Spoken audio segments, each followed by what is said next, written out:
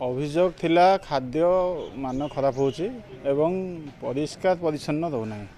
तेणु ये कम्प्लेन पड़ला आम फूड फूड सेफ्टी ऑफिसर को डाकिलु एवं सी आज सहयोग करते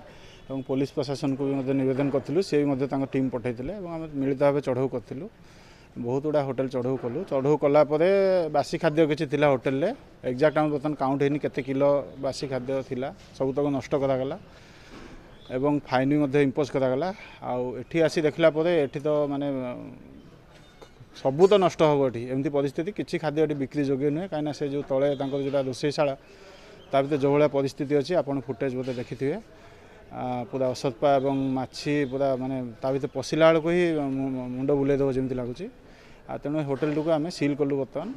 और निर्देश देलु जे से पूरा परिवेश को परिष्कार परिच्छन्न कर फूड सेफ्टी लाइसेंस भी ना से लाइसेंस से आणवे आणिकी देला होटेल खोल निष्पत्ति नहीं।